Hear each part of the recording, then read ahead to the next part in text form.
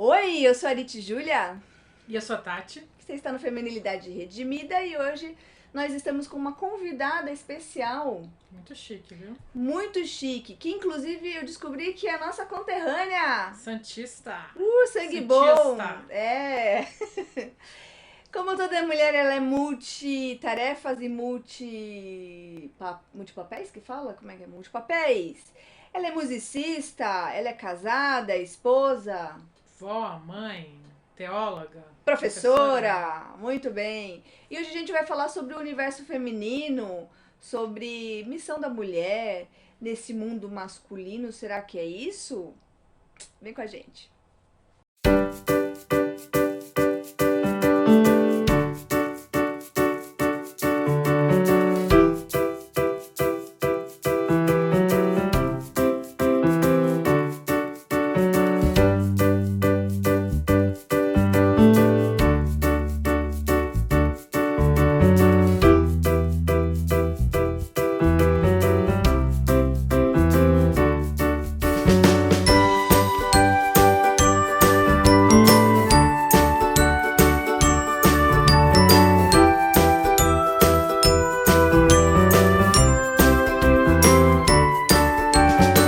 Oi, a gente está aqui com a Cláudia, estamos muito felizes. Obrigada, Cláudia, pela presença. E a gente vai conversar sobre um assunto um tanto delicado, né, Cláudia? É, um tanto delicado. Um tanto delicado. Que é a questão da missão, dos papéis, do mundo, da feminilidade, na mistura com a masculinidade, e enfim. Eu quero começar, Cláudia, lendo para você aquela passagem do livro que chamou primeiramente a nossa atenção sobre isso. Na verdade, assim, ele colocou de uma maneira que fez a gente pensar algumas coisas a mais. Mas aí eu vou ler, aí eu quero que você fale a sua opinião, aquilo que você pensa, tá bom? Tá ok. Uhum. Durante muitos séculos, o homem descartou a mulher da vida pública e construiu sem ela nossa civilização técnica ocidental, uma sociedade masculina ordenada de acordo com os valores masculinos, na qual falta tragicamente tudo aquilo que a mulher poderia oferecer. Essa é uma frase do Paul Tournier nesse livro aqui, que a gente não vai dar muito spoiler, porque a gente vai fazer um book tips dele. Muito bem, Cláudia, sinta-se à vontade, conta pra gente o que você acha dessa frase e dessa ideia dele. Então, na verdade, assim, a pauta é uma pauta bem extensa e bem profunda, né? O que acontece? Quando a gente pensa na posição de uma mulher cristã em relação às colocações sociais, culturais, psicossociais, a gente pode até acompanhar um pouco do pensamento do Paul Tournier, por quê? Porque ele procura fazer uma análise nessa vertente. Uhum. Como mulher crente, eu tenho uma perspectiva um pouco diferente, tá? Uhum. Até porque nesses embates que a gente tem percebido, né, especialmente no novo mundo evangélico, onde se redescobriu esse assunto da Novo feminilidade, mundo? porque no antigo mundo a gente não discutia isso, era meio que um cala-boca e acabou, entendeu? Teu papel é esse, fica quietinho aí. A gente não tinha espaço e muitas vezes até não tinha treinamento argumentativo, a gente não tinha lugar na mesa do debate. Era uma questão dada, uma questão discutida teologicamente, com assentamentos teológicos predispostos, e o que aconteceu, na minha perspectiva, é que, porque justamente a gente não discutiu isso de maneira inteligente, né, e discussão aqui, a minha perspectiva não é simplesmente uma queda de braço, sabe? A ideia é uma colocação inteligente de explicações que sejam suficientemente bíblicas e que contemplem a realidade como um todo, a realidade bíblica como um todo, e não simplesmente esse corte social, ou esse corte eclesiástico, ou essa situação. A gente não pode discutir em cima de experiência, porque a experiência é uma coisa muito particular e ela é muito vulnerável. A experiência está muito voltada para si. No caso da visão do Paul Tournier, o que eu vejo, ele procura fazer uma análise social, ele é um psicólogo, né, cristão, ele tem outras publicações, ele trouxe uma perspectiva bastante recortada na minha perspectiva, Por quê? Porque quando a gente contempla a escritura, nós temos que pensar nela como um todo. Então, o ponto de partida para uma leitura de uma leitura, né, da gente trazer um enfoque para mulheres cristãs, nunca pode ser aquilo que eu acho, aquilo que eu experimento, aquilo que eu vi, o que me disseram. Tem sempre que ser a perspectiva bíblica. E eu procuro trazer isso nesse sentido. Eu estava dando uma olhada, porque ele faz uma observação bem potente ali. Ele fala que nós, mulheres, não tivemos espaço suficiente na cultura ocidental, então houve um sumiço na nossa presença, ela ficou apagada, e isso trouxe repercussões, né? Eu fui dar uma olhadinha nessa história da cultura ocidental. Por quê? Porque a escritura, na sua natureza, ela não tem essa vertente ocidental. A escritura, ela traz uma vertente oriental, que foi transferida para o mundo ocidental, porque o evangelho nasceu no Oriente Médio, né?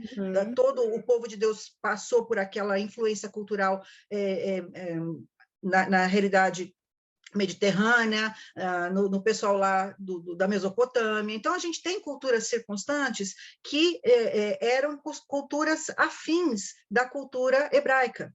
Quando a gente transpõe isso para a realidade social ocidental, ou seja, quando o evangelho transmigra, né, ele sai da realidade de Israel e ele começa a afetar outras realidades culturais, são necessários ajustes e entendimentos para quê? Para que aquela realidade teológica pudesse ter uma aplicação validada nas outras culturas.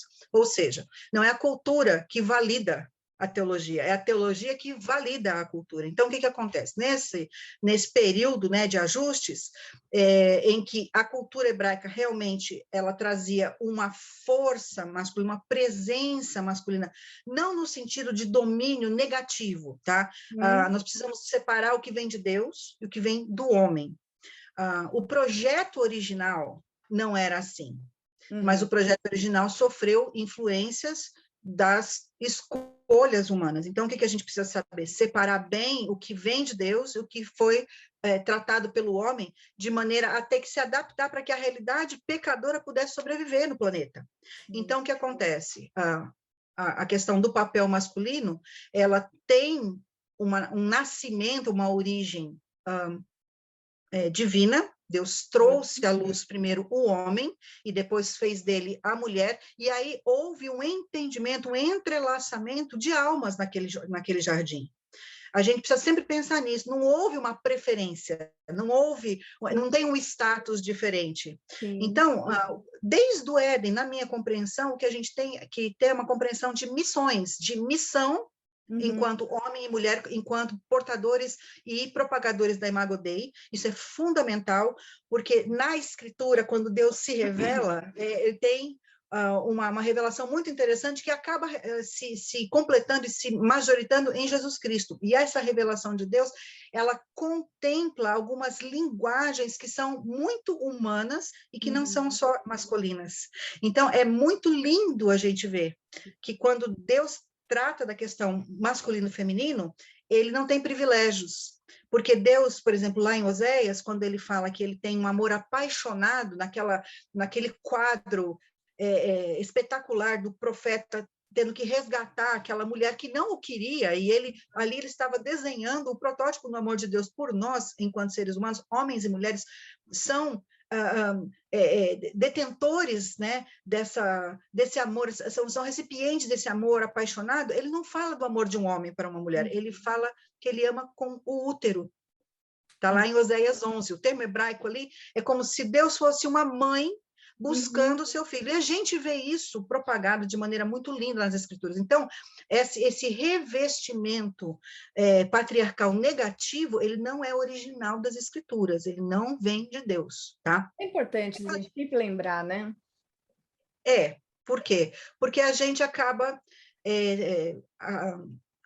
traduzindo coisas da Bíblia que são coisas posteriores, por exemplo, toda a literatura legal de Moisés, que a gente parece que vê uma preferência pelo macho, né, a proteção, essa leitura é uma leitura enviesada, porque muito da literatura legal, ela foi escrita e ela foi permitida, ela foi orientada justamente para a proteção daqueles que estavam vulneráveis ao pecado do homem. enquanto ser humano. Então, a gente tem descrições lindíssimas ali, por exemplo, em Deuteronômio 24, quando a legislação do divórcio, que é uma coisa que Deus abomina, porque ele chama de violência, e é engraçado que em Malaquias, o último livro, ele fala que os homens cometem violência contra as suas mulheres, eles não falam do inverso. Então, essa violência... Odeio o divórcio e odeio que cobre de violências a mulher. Exatamente. Então, percebe, a perspectiva de Deus para com a mulher é uma perspectiva não de um protecionismo infantilizado, mas de alguém que sabe que esta pessoa precisa de um kyrios. Eu já vou fazer essa transposição. Kyrios não é uma palavra hebraica, é uma palavra grega, né? Sim. Mas o que acontece? Quando a gente tem todo o desenvolvimento cultural de Israel em torno de um Deus que é santo, em torno de um Deus que ama seu povo de maneira completamente complexa e diferente dos outros deuses, aquela cultura ela vai tendo que se adaptar e adequar e receber todo um aporte legal para poder assim, corresponder à imagem de Deus. A gente sabe que humanamente isso foi impossível, Israel falhou enquanto instrumento de Deus, com a migração, quando a vida do Senhor Jesus Cristo, o evangelho foi migrando para o Ocidente, agora a gente está chegando aqui, e o que acontece? O evangelho veio para o mundo ocidental, e o mundo ocidental ele era um mundo greco-romano, era um mundo helenizado. E, querendo ou não, essa helenização foi um veículo positivo que Deus utilizou na sua soberania, na sua competência de liderar a história da humanidade. Para quê? Para que a mensagem pudesse alcançar e transcender a realidade de Israel, né, na proposta de Atos 1:8, até os confins da terra. O grego foi essa oportunidade. Mas o que acontece? O grego vem nutrido, ele vem embalado em uma realidade cultural. Não existe um idioma sem cultura. E o que acontece? A importação desses elementos, das palavras que tiveram que traduzir o evangelho, de um conceito oriental hebraico, né, de família, de unidade, de kahal, né, da gente ter, tudo é comunitário, partiu para uma outra realidade. O ocidental tem uma outra mentalidade. E a gente ali para em Aristóteles e Platão, que são utilizados pela igreja medieval, que são utilizados por Agostinho, gente que escreveu teologia já na era cristã e que trouxe alguns conceitos que não eram simplesmente a parte filológica do grego, trouxeram importações culturais e mesclaram como se fosse evangelho, ou seja, a gente tem um caldo cultural. Então, o que o Poutonnet menciona são os efeitos desse caldo cultural que foi embutido como se fossem noções do Evangelho de Jesus Cristo. Quando a gente olha para a relação do Senhor Jesus com as mulheres do seu tempo, a gente percebe uma atitude absolutamente diferente dos discursos de Platão, lá na República, no seu livro número 5. Para todo mundo, né? Por isso é contra a cultura. Sim. Então, quando a gente fala da questão da feminilidade, da mulher ter sido deixada de lado, o que a gente teve? A gente teve um entretecimento, sempre foi uma tentativa de agregar Jerusalém com Atenas. E na questão da relação mulher, isso entrou de uma maneira muito, muito forte, porque aí eu sou obrigada a aceitar o que as pessoas falam, que muitas vezes falam, a ideologia sequestrou essa ideia das relações das mulheres e dos homens, mas, num certo sentido, há razão. Algumas coisas na religião eram muito convenientes a gente fazer essa importação também da ideologia lá, dos pensamentos platônicos e aristotélicos, enfim. Então, o que acontece? Nós somos herdeiras disso. Agora, eu não sou aquele tipo de pessoa que fala, vamos romper com tudo, acabar com tudo e começar de novo, vamos fundar uma nova... Fazer uma revolução? Sabe, por quê? Porque eu consigo entender ainda que houve toda essa complicação que trouxe para a mulher, especialmente da Idade Média, uma situação muito complicada, uma situação...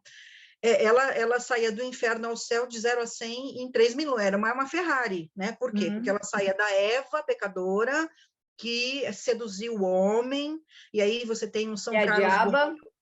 Era a encarnação do mal. Responsável por fazer os homens pecarem, né?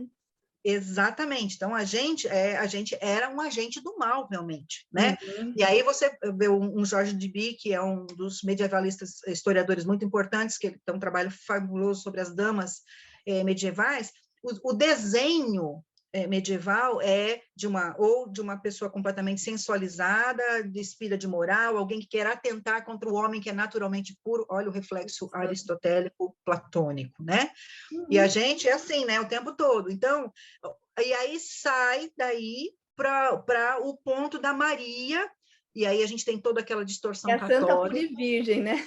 Exatamente, que você teve que forjar uma fake news danada, por quê? Porque aí ela precisa de um nascimento virginal. Percebe como tem desequilíbrios nisso? Para poder justificar determinadas posturas, a gente vai criando narrativas. Isso aí não é de hoje, isso aí é de muito tempo. Agora, nós, como cristãs contemporâneas, se a gente não faz essa leitura de uma maneira sábia, a gente acaba virando tipo bandeirante de Jesus. A gente quer entrar e sair, né, quebrando os santos. Por quê? Porque isso está impregnado, isso está trabalhado também na cultura pós-reforma. Então, quando a gente lê, né, algumas coisas a respeito dos puritanos, a respeito... eu fiz um trabalho sobre João Calvino e a influência que o movimento da reforma no século XVI, que benefícios trouxe para as genebrinas, né? Para as mulheres do seu tempo ali. Porque, gente, aquele pessoal, ele saiu da Idade Média com a cabeça de Idade Média, eles caíram num movimento... Não tem como a gente... É um anacronismo você exigir dessas pessoas que tivessem um pensamento diferente, são frutos do seu tempo. Igual essa barbaridade que aconteceu aí com o Borba Gato, que só o pessoal destruindo, porque ele tinha que pensar como a gente pensa hoje. Impossível. Sabe? É impossível. Então, Arite, o que a gente tem? A gente tem hoje pessoas querendo fazer isso. Né? A gente quer fazer rompimentos de coisas que já estão cristalizadas na cultura cristã, que não são cristãs, mas que já está cristalizado na cultura, mas a gente quer fazer um rompimento que não é inteligente, muitas vezes. Porque aí, às vezes, o texto é muito forçado. A gente, muitas vezes, cai no conto desse sequestro ideológico que foi feito de maneira... Eu não acho que no começo mal intencionado das feministas, aqui a gente tem que ir com bastante cuidado. Eu não acho que o movimento feminista seja totalmente diabólico, tá? Eu não tenho essa visão diabolizada, demonizada disso aí, mas eu acho que a gente precisa ponderar qual é o ponto de equilíbrio e saber separar aonde foi sequestrado e caminha para aquilo que a gente falou, né, para a ideologia, para a politização da coisa dentro da igreja. E aí a gente tem todo um movimento, e esse sequestro ele acontece de maneira teológica, tá? Como que ele acontece de maneira teológica? Ele acontece no que a gente chama de hermenêutica de suspeita. Eu não sei se essa nomenclatura está dentro do que vocês estão habituados a transitar, mas quando a gente começa a ler a literatura teológica que foi produzida justamente com desejos de rompimento dessa vertente que já vem, né, nessa onda que já vem lá desde o século XVI e tudo mais, o que sofre a crítica, que é a suspeição, não é a intenção do homem, o que sofre a crítica é a escritura. As pessoas começam a fazer teologia com intenção de libertar a gente daquelas amarras, daqueles pensamentos que vêm todos impregnados de um medievalismo, e não, a gente não questiona as pessoas que fizeram a teologia, a gente questiona a escritura dizendo, a escritura é machista, Deus tem preferências, ele trata as mulheres de maneira subalterna, machista, a Bíblia, olha lá o que o apóstolo Paulo faz, olha as inferências que tem ali e tudo mais, sem olhar do ponto de vista da proteção que a gente, como cristão evangélico ortodoxo, tem na doutrina da inspiração e da inerrância e da suficiência das escrituras. Ou seja, fala, meu bem. Essa hermenêutica de suspeita, tem alguma relação que a gente ouve falar muito hoje da teologia negra? Cada vez mais se fala de teologias de focos específicos, né? Então, a pessoa lê a Bíblia buscando a questão da cor, da raça, por exemplo. Isso. É uma leitura enviesada. Por quê? Porque nós temos que procurar... A hermenêutica da suspeita, ela tem uma nuance, tá? Ela é uma paleta de cores, ela não tem só um foco. Então, você tem desde a hermenêutica que rejeita absolutamente a escritura, e ela que trata como só uma literatura, só uma fonte literária, mas tem o pessoal que vai para essa vertente, e por incrível que pareça, o objetivo é um resgate.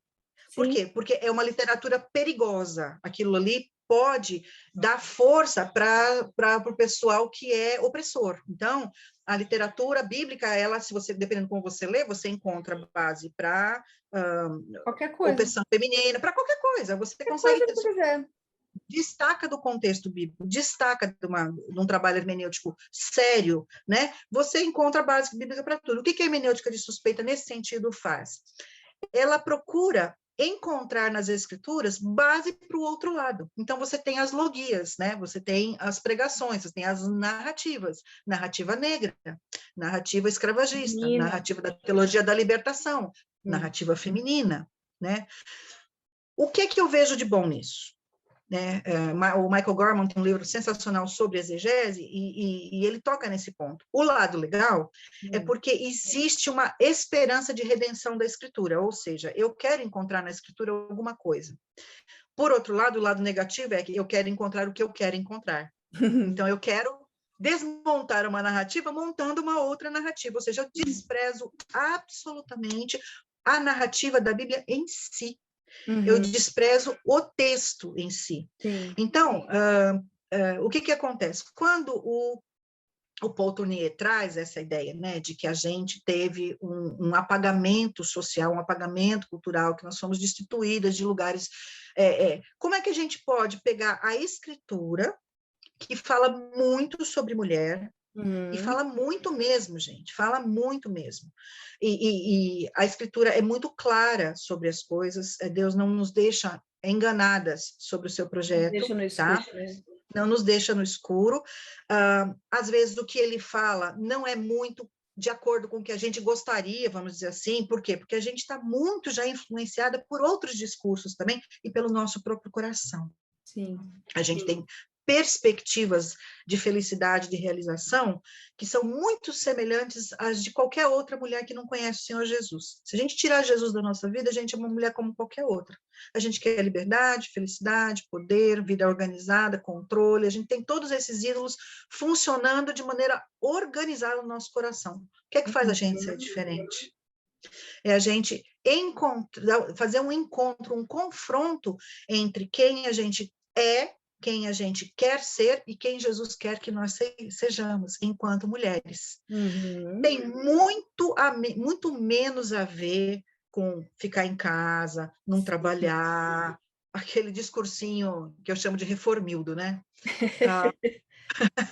Por quê? Porque houve um revival dessa ideia de que mulher boa é Amélia, né? Mas os reformados de hoje em dia, né? Sim. Porque a mulher de Lutero trabalhava, bichinha, hein? Pois é, ela. Agora, a gente tem, claro, que considerar cada mulher dentro da sua realidade, né? A gente tem lá a Catarina Vambora, que ela vinha de um contexto, ela era alguém que trabalhava num convento, ou seja, uma mulher habituada a pegar pesado. Então, para ela, transferir aquilo lá dentro de um relacionamento amoroso, feliz, mesmo que para a gente ela parecesse uma burra de carga, porque o Lutero vivia enfiando um monte de gente, morava aluno, morava filho, morava todo mundo. Não, imagina que essa mulher vai ficar servindo. Para ela, aquilo não era peso. Sim. Por quê?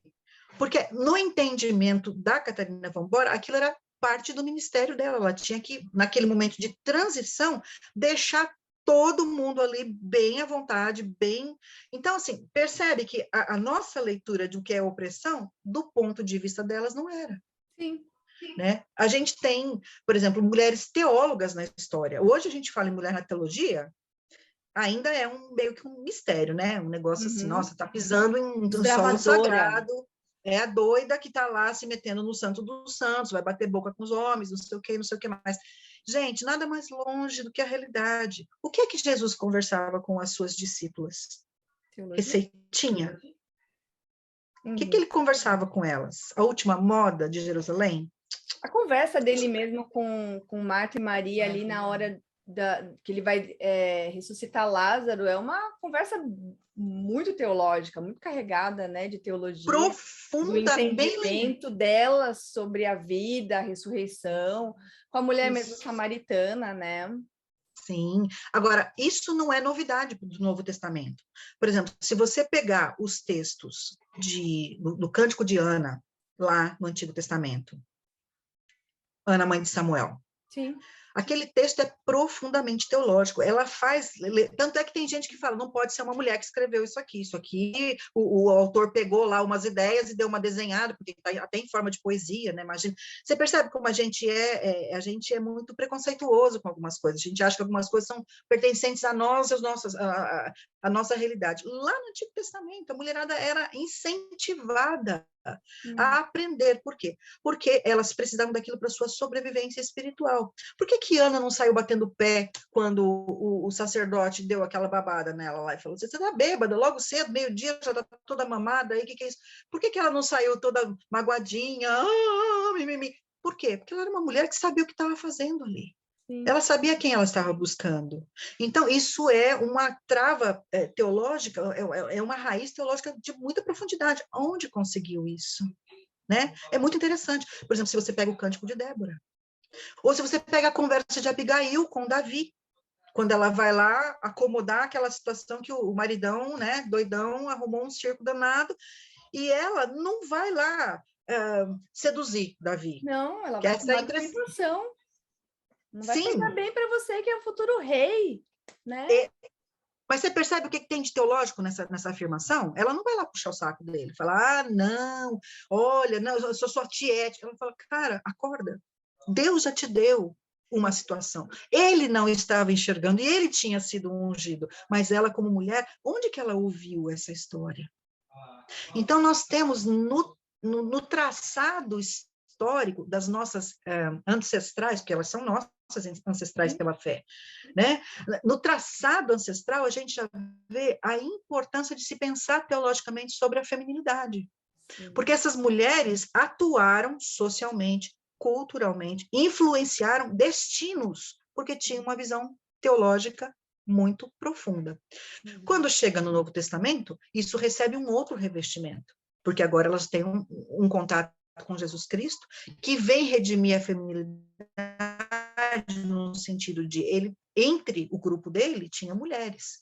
Sim. Mas não tinha nenhuma apostolisa, não tinha mesmo. Por quê? Porque Deus, no seu projeto inteligente, como ele sempre trouxe o evangelho dentro de culturas, o que precisava fazer ali? Ele precisava trazer alguma coisa que correspondesse diretamente ao que vinha sendo proposto lá no Antigo Testamento. Tanto é que a igreja é o mistério que haveria de ser revelado, mas existem paralelos fortes entre a construção de Israel e a construção. Nós somos chamados, lá em Pedro, em nação santa, povo de propriedade exclusiva de Deus, ou seja, então, assim, existe uma estrutura que o evangelho rompeu com algumas coisas, mas outras coisas são continuações. Por quê? Porque precisava haver uma lógica no plano de redenção de Deus. Então, no tratar com as mulheres, o que acontece? Deus também traz para elas dignidade, resgate social, espaços, proteções, mas também traz algumas coisas em que ele nos coloca em situação de observar a ordem da criação. Então, todo o parâmetro da feminilidade, e aí que eu discordo do Paul Tournier, porque esses espaços, né, que a gente teoricamente, na visão dele, perdeu na ocidentalização, do ponto de vista de Deus, não são perdidos, eles são ocupados de outra maneira, eles são trabalhados de outra maneira. Por exemplo, não tem nenhum lugar na Bíblia que diz que a mulher boa é a mulher doméstica. É uma coisa interessante, porque quando a gente pensa em mulher bíblica, o que a gente pensa? Mulher doméstica. Eu amo o Luiz Saião na palavra dele quando ele diz que a partir de Provérbios 31, nós não temos um modelo de mulher, nós temos mulheres. A mulher virtuosa é uma mulher múltipla. E essa multiplicidade, ela se revela no Novo Testamento de uma maneira maravilhosa. Então, o que nós precisamos realmente é resgatar essa leitura das Escrituras de maneira inteligente, e não de maneira teleguiada, de maneira orientada por este ou aquele interesse, seja interesse feminino ou interesse masculino. Por quê? Porque homem e mulher no Novo Testamento também traduzem a imagem de Deus. Sim. E precisam fazer isso da maneira de Jesus Cristo. como Jesus Cristo entende. Qual é a relação que Jesus estabelece como modelo? A relação dele com a igreja é estabelecida como modelo do homem com uma mulher. Existem parâmetros, existem lugares, existem missões. Então, quando a gente sai disso, e isso não tem nada a ver, a gente volta a falar em ser casada, ser solteira, trabalhar fora, porque a gente tem todos esses modelos de mulheres circulando no Novo Testamento com a maior tranquilidade. Com a maior tranquilidade. O que a gente precisa perceber? É fazer essa transposição do lugar, da missão de Deus para a nossa realidade e integrar isso em uma ação que seja afirmativa, ou seja, a Bíblia diz que tudo que não procede de fé é pecado. Quando a gente tenta adentrar espaços que a gente não tem certeza que são de Deus para nós, é melhor não fazer. Sim. Porque quando Deus nos quer nesses espaços, eu estou falando em todos os espaços, a maternidade tem que ser muito bem pensada. A maternidade é uma bênção. Mas tem uma talvez amiga não que ela seja... fala assim, ela sofreu muito, né, com a maternidade. Ela fala assim, gente, a maternidade é linda, mas não é para todo mundo. E a gente vive a maternidade também de maneiras diferentes, né? Tem mãe que, enfim, somos diferentes, até na maternidade. Mas se você falar isso em alguns núcleos, você está quase falando uma blasfêmia. Por quê? Porque no Antigo Testamento, a mulher que não recebia a bênção na maternidade, ela era entendida como alguém que não estava sendo abençoada por Deus. Mas porque ela tinha relação com o Messias, né? Toda mulher esperava gerar o Messias tão esperado, o Redentor do povo todo, né? Então, ela não ser casada e não ter filhos é como se ela estivesse escanteada. Ela é marginalizada no plano social e no plano nacional da teocracia ali, né? Por causa da instrumentalidade de Israel, né? Deus tinha um projeto instrumental e a partir dali ele suscitaria uma descendência. Mas, por exemplo, esse próprio raciocínio era um raciocínio meio sem noção. Por quê?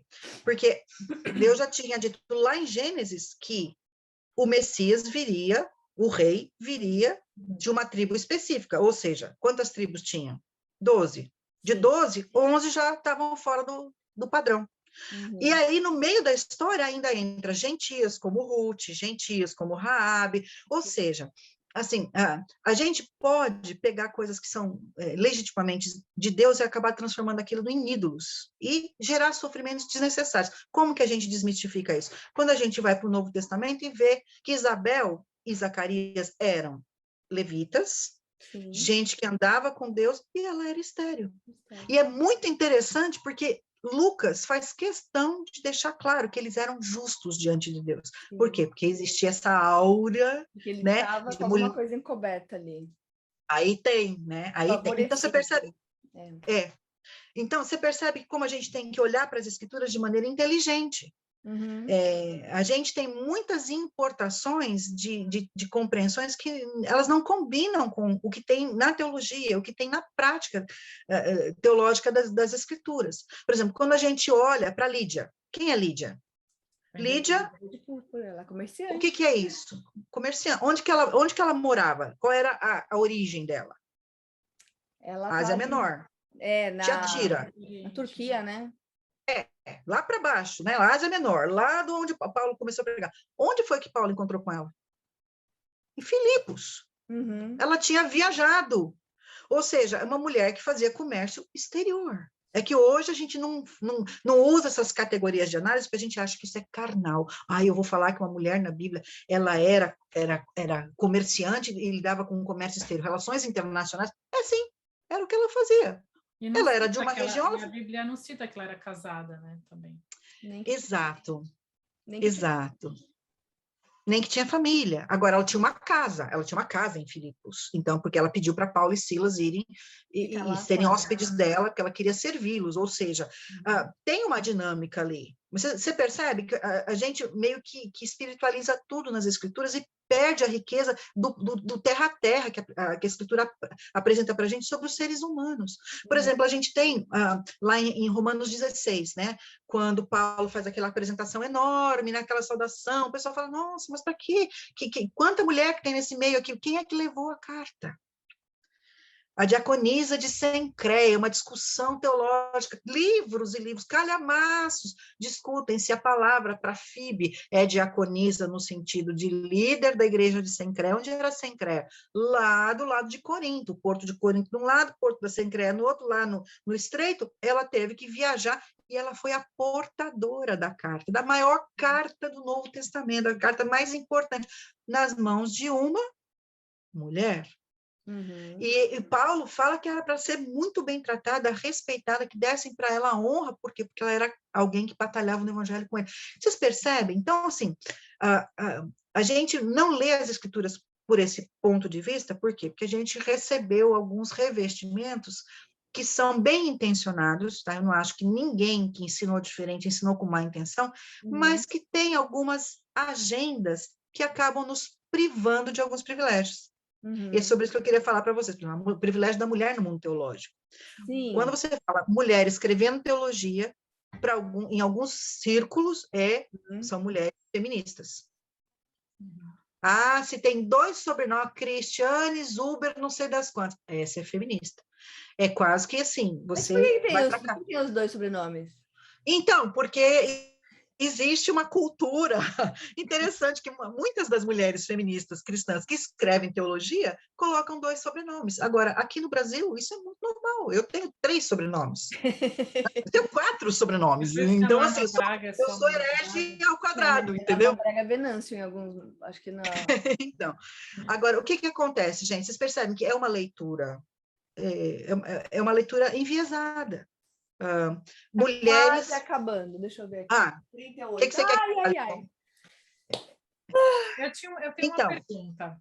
Pergunte. Para fechar. Pode. Você, na sua fala, você começou falando que você prefere uma perspectiva missional, né? Uhum. E desde que a Arit e eu começamos esse canal, a gente vem conversando e discutindo sobre, afinal, na visão bíblica, qual é a missão da mulher? Então, assim, como você poderia resumir qual é a missão? Eu acho que a gente vai ter que ir e voltar, cenas do próximo capítulo, porque vai cair